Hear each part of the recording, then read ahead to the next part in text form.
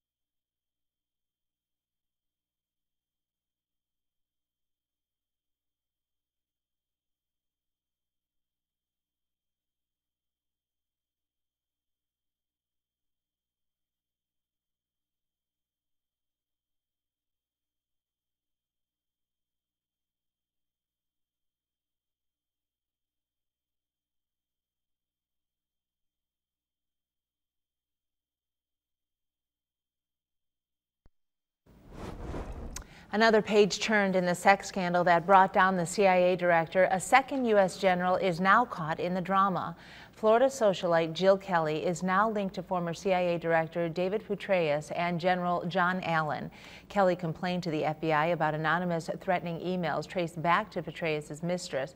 Recently, it was exposed that she had an inappropriate relationship with General Allen. General Allen has said he is not guilty of any improper behavior. I think he deserves to have us withhold judgment until the investigation is completed. Allen is the man in charge of the war in Afghanistan. He was in line to become Supreme Allied Commander of NATO, but that's now on hold. A dramatic crash caught on camera in Wellesley, Massachusetts, where police say a woman who was drunk and on drugs got into an accident in a supermarket parking lot, then fled the scene. Now, in the video captured by one of the traffic cameras in the area, her SUV bolts, right out of the lot, and then vaults over a strip of grass and crash lands onto State Street on just its front wheels before slamming into another vehicle at a stoplight. One person suffered minor injuries, and the woman who started all of this charged with drunk driving and leaving the scene of an accident. A big take back tonight. The man who accused the Elmo puppeteer of having sex with him when he was a teen has recanted his story. That accuser now says he had a consensual adult relationship with Kevin Clash. Clash had to take a leave of absence from the children's show. It is not clear when he'll return. Clash maintained his innocence all along. Dear widowed housewives are gearing up for an extra special weekend. Complete with sweet deals and steamy savings next. And we had some sunshine out there today, but now we're starting to see another area of disturbed weather. Not going to bring precipitation, but I will let you know how it will influence your forecast coming up next. And join meteorologist Catherine Bodek for Wake Up at 5 a.m.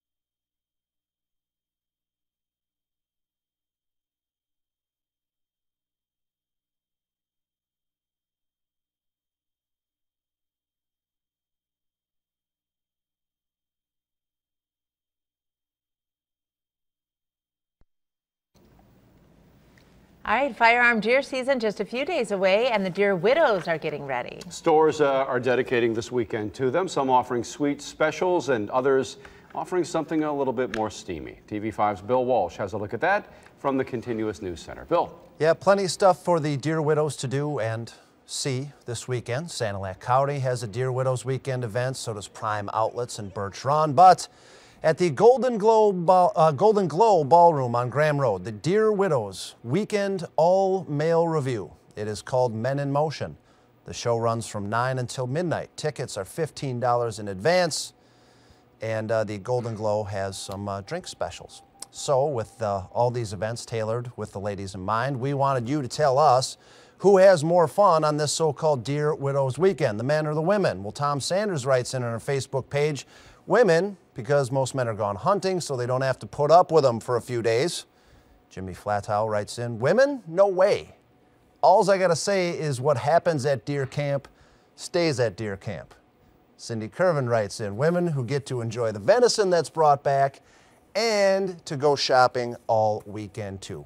Plenty of fun responses tonight, whether you're hunting or shopping or anything else this weekend. Just make it a safe one. Live in the Continuous News Center, I'm Bill Walsh, WNEM TV 5. All right, Bill, thanks. And you can get more Dear Widow specials at WNEM.com. Just look for the story on our homepage. We've also got a link there if you're interested and you need the information to the DNR's website as well.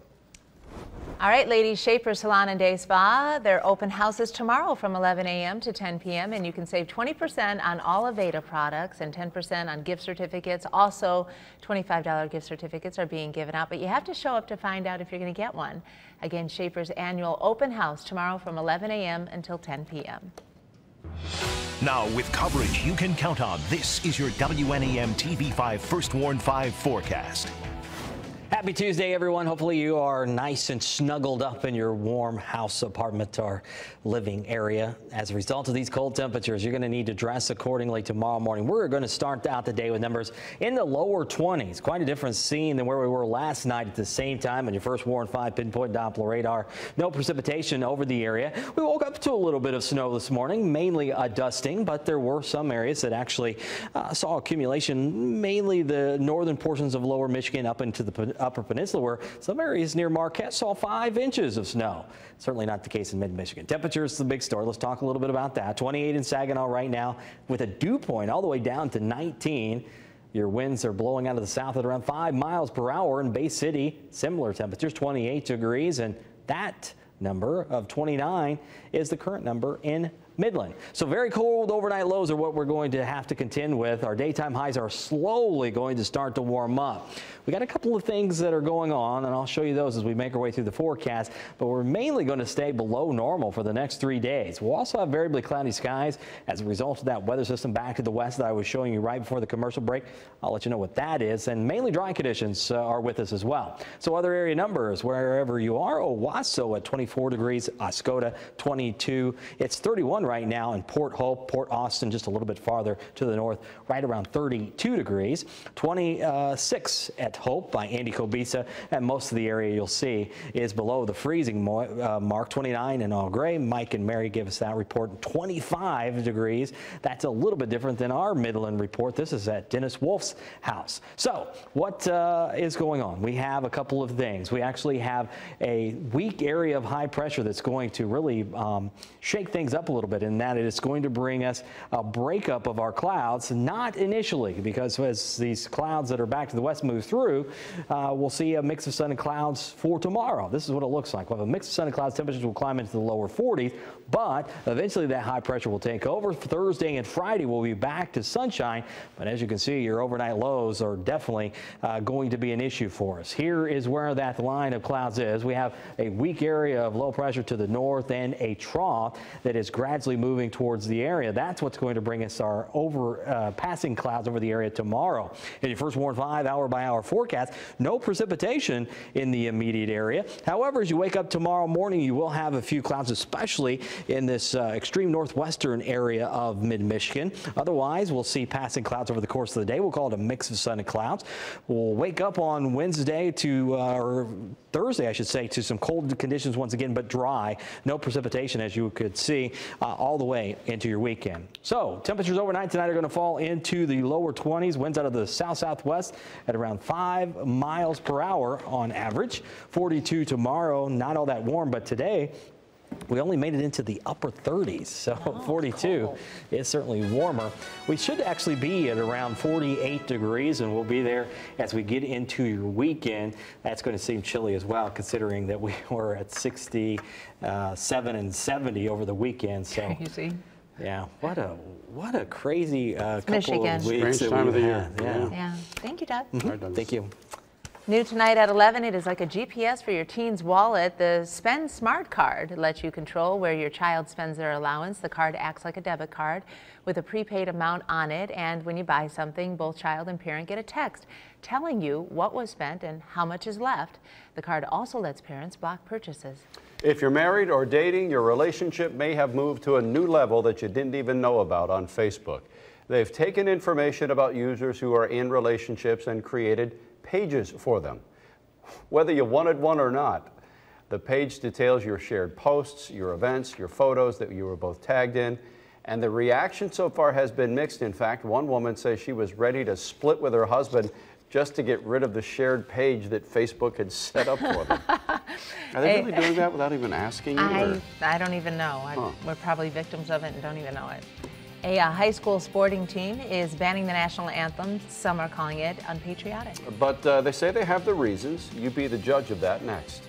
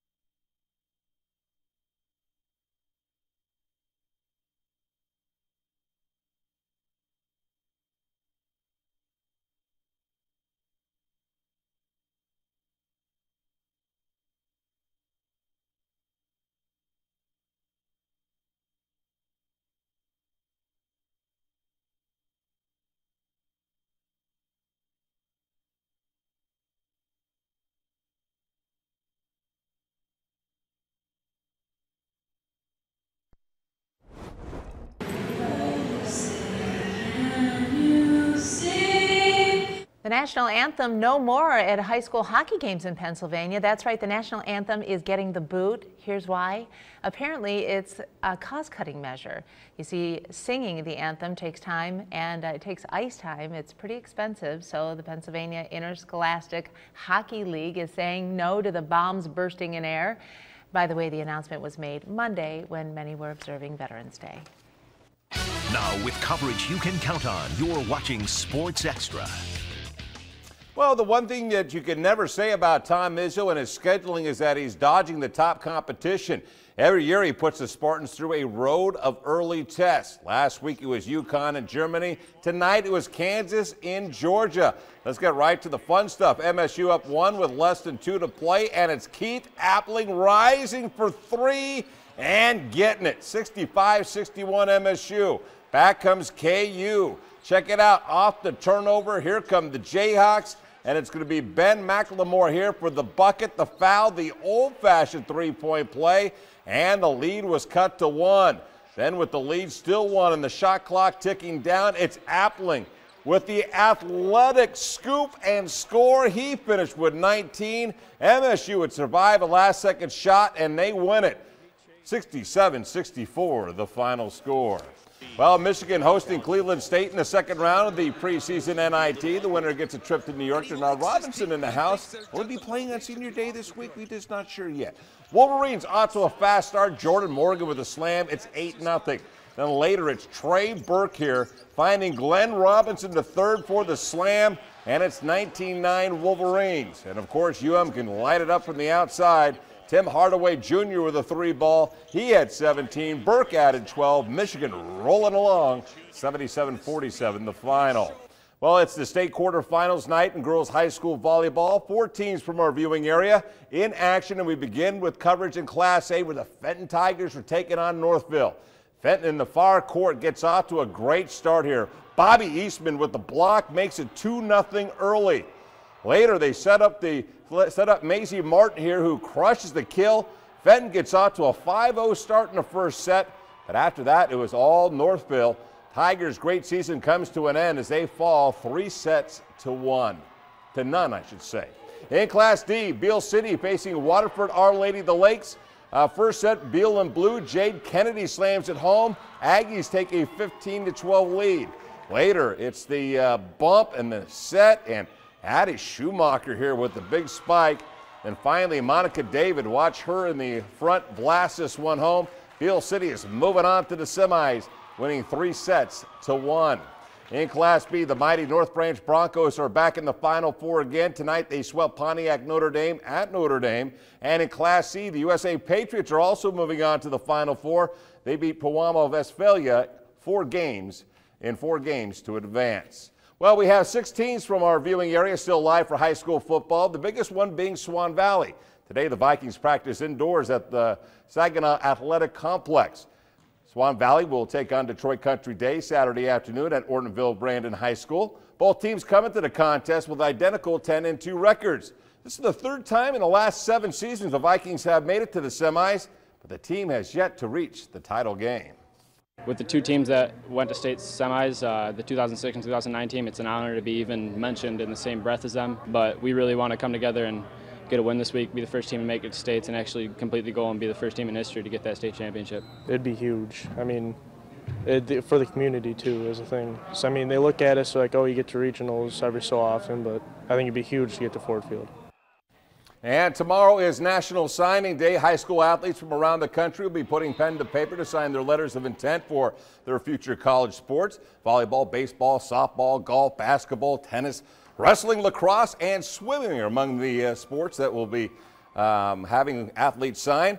One athlete that will sign tomorrow is Heritage senior Riley Hillebrandt. Hillebrandt was undefeated this season. She broke 2 league records and was named the SVL Swimmer of the Year. Hillebrandt will head to the University of Nevada. And the Tigers are already doing their holiday shopping and are looking at 9-time Gold Glove winner Torrey Hunter. The 37-year-old free agent outfielder hit a career-high .313 with 16 home runs and 92 RBIs last season with the Angels, and obviously he'd be a nice fit out there in the corner. He'd play right field? Is that where right, left, whatever. You know, get him out there along with Boston Jackson, improve the defense. A lot of fun. And Doug 7 Days next.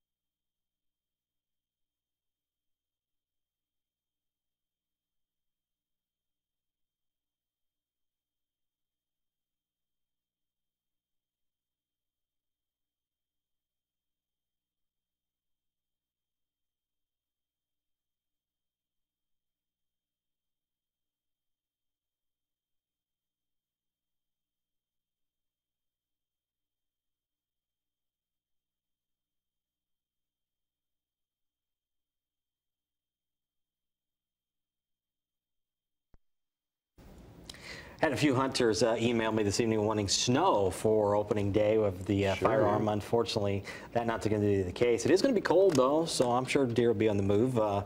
Otherwise, mainly dry through the weekend. No cheating, no tracking them with the snow. That's right. It helps. All right. Silly Pet Tricks is next on Letterman. And our next newscast, 5 a.m., Craig McMorris, Aisha Howard, and meteorologist Catherine Bodak for all the latest overnight breaking news and weather on Wake Up. Have a good night.